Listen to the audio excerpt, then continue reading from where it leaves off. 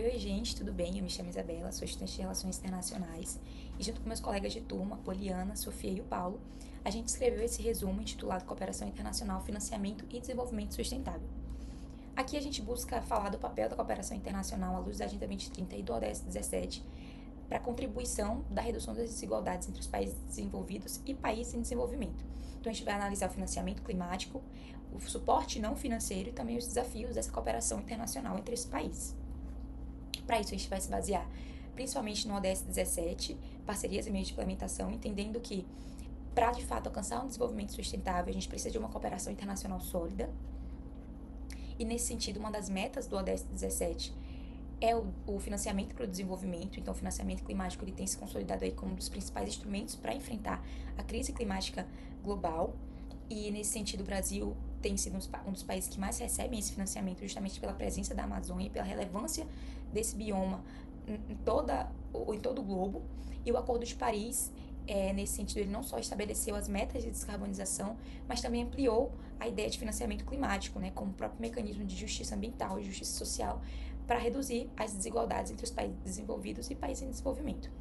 E dentre esses principais instrumentos de financiamento, a gente tem o Fundo Amazônia, que foi criado em 2008 e é administrado pelo BNDES, que apoia projetos de combate ao desmatamento, projetos que apoiam o uso sustentável de recursos naturais, beneficiam comunidades locais.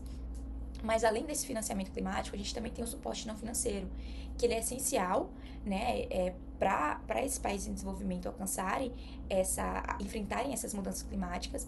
E ele fala ali de mecanismos institucionais, tecnológicos. Então, quando a gente fala de infraestrutura, tecnologia, educação, saúde, segurança alimentar, a gente está falando desse suporte não financeiro. E esses dois tipos de suporte, o financeiro e o não financeiro, eles caminham juntos, fortalecendo as bases institucionais, econômicas e sociais para alcançar esse desenvolvimento sustentável. A metodologia que a gente usou foi uma abordagem quantitativa descritiva, baseada em pesquisa bibliográfica e documental. Então, a gente usou de livros, artigos, relatórios relacionados à Agenda 2030 e ao ODS 27. Também usamos de fontes institucionais e a nossa seleção e sistematização foi baseada na pertinência temática e na consistência teórica. Então, a gente partiu ali de uma interpretação crítica do papel dos países desenvolvidos e dos países em desenvolvimento. E aí, quando a gente fala desses mecanismos de financiamento, a gente pensa muito no Fundo Amazônia, né? Justamente pela Amazônia ter esse papel estratégico na biodiversidade, na regulação hídrica, na regulação climática, e pela cooperação internacional ser uma das chaves para esses projetos sustentáveis acontecerem, né? Então, o Fundo Amazônia, até 2025, ele arrecadou mais de 6,5 bilhões de reais. Só em 2023 foram mais 700 milhões, em 2024 mais de 800 milhões, como a gente vê aí no gráfico. E em 2025 foi aprovado 1,19 bilhões de reais para serem usados nesses projetos sustentáveis. Então, esse financiamento climático, como a gente vê, ele é justamente um instrumento de transformação estrutural, de redução de desigualdades. Quando a gente pensa em cooperação internacional e em políticas nacionais, políticas públicas nacionais, a gente vê, de fato, impactos positivos na mitigação da crise climática.